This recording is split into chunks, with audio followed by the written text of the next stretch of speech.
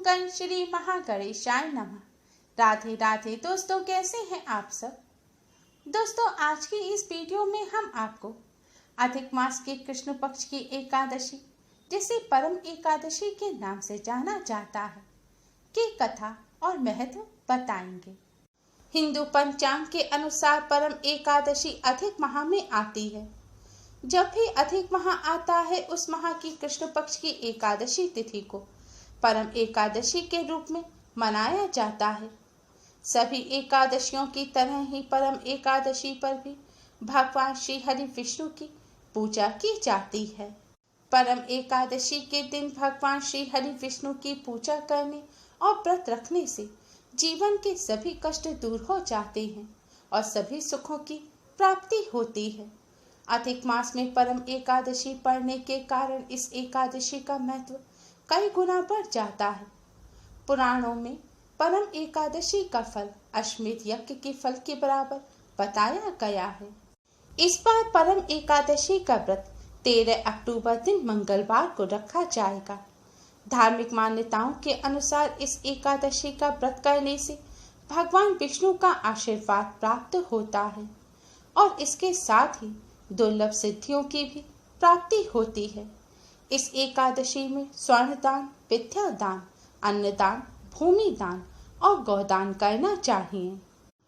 परम एकादशी व्रत के पारण का शुभ मुहूर्त है 14 अक्टूबर की सुबह 6:21 से सुबह 8:39 तक।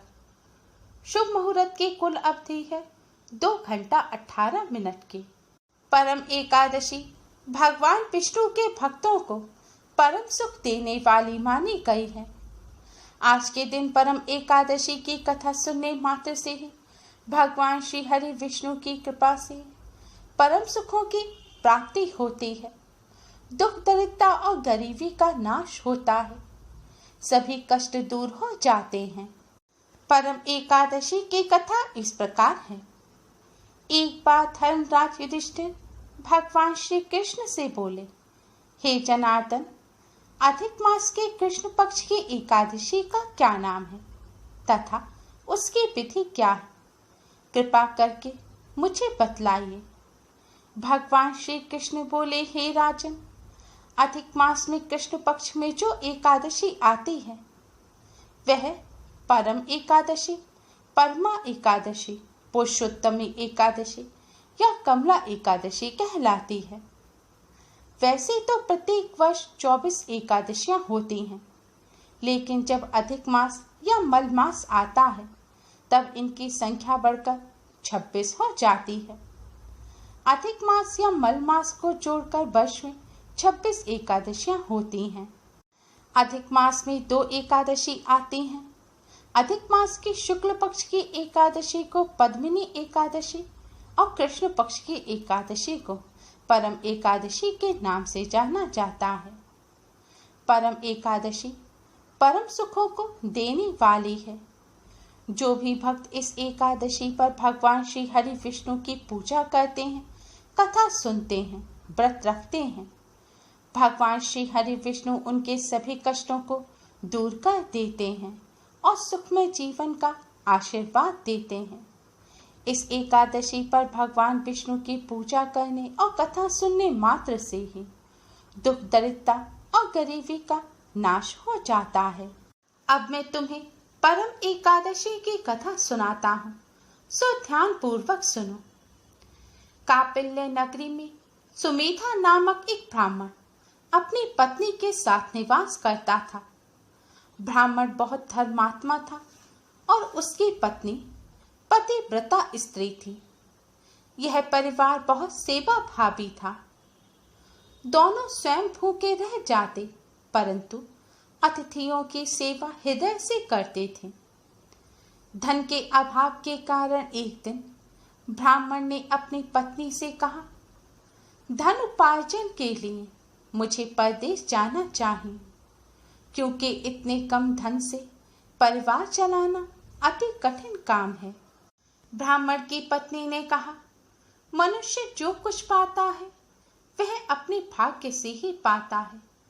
हमें पूर्व जन्म के कर्म के अनुसार उसके फलस्वरूप ही यह गरीबी मिली है, अतः यहीं रहकर कर्म कीजिए, जो प्रभु की इच्छा होगी वही होगा। पत्नी की बात ब्राह्मण को जच गई और उसने परदेश जाने का विचार त्याग दिया। एक दिन संयोगवश कौंडिल्य ऋषि उधर से गुजर रहे थे तो ब्राह्मण के घर पधारे। ऋषि कौंडिल्य को अपने घर पाकर दोनों अति प्रसन्न हुए। उन्होंने ऋषि की खूब सेवा की। उनका सेवा भाव देखकर ऋषि काफी प्रसन्न हुए और पति पत्नी द्वारा गरीबी दूर करने का प्रश्न पूछने पर ऋषि ने उन्हें पुरुषोत्तम मास के कृष्ण पक्ष में आने वाले पुरुषोत्तमी एकादशी का व्रत करने की प्रेरणा दी। तब ब्राह्मण और ब्राह्मणी ने ऋषि से व्रत की विधि पूछी। तब ऋषि ने कहा, परम एकादशी से एक दिन पहले यानी 10वीं तिथि से व्रती को ब्रह्मचर्य का पालन करते हुए सूर्यास्त से पहले केवल एक समय भोजन करना चाहिए। 10वीं तिथि पर भी सात्विक भोजन ही करना चाहिए। एकादशी पर जल्दी सुबह उठकर स्नान करने के पश्चात भगवान सूर्य को अर्घ्य देना चाहिए। फिर एक चौकी पर भगवान विष्णु की प्रतिमा या तस्वीर स्थापित कर भगवान के सामने आसन बिछाकर बैठना चाहिए। हाथ में जल और फूल लेकर व्रत का संकल्प लेना चाहिए। फिर भगवान विष्णु की पूजा करनी चाहिए। भगवान विष्णु को फल, मिष्ठान, फूल, नैवेद्य, तुलसी दल आदि अर्पित करने चाहिए। फिर भगवान विष्णु के 12 मंत्र ओम नमो भगवते वासुदेवाय का अधिक से अधिक जाप करना चाहिए। एकादशी पर भी ब्रह्मचर्य का पालन करते हुए केवल फलाहार करते हुए व्रत करना चाहिए और द्वादशी तिथि पर द्वादशी तिथि समाप्त होने से पहले ही भगवान विष्णु की पूजा कर ब्राह्मण को भोजन करा यथाशक्ति दान देकर भोजन कर व्रत को खोलना चाहिए। एकादशी की रात्रि पर रात्रि जागरण भी अवश्य ही करना चाहिए। ऋषि ने ब्राह्मण और ब्राह्मणी से कहा कि आप दोनों इस व्रत को अवश्य ही करें। यह एकादशी धन वैभव देती है तथा पापों का नाश कर उत्तम गति भी प्रदान करती है। धनाधिपति कुबेर ने भी इस एकादशी के व्रत का पालन किया था, जिससे प्रसन्न होकर भगवान भोलेनाथ ने उन्हें धनाध्यक्ष का पद प्रदान किया।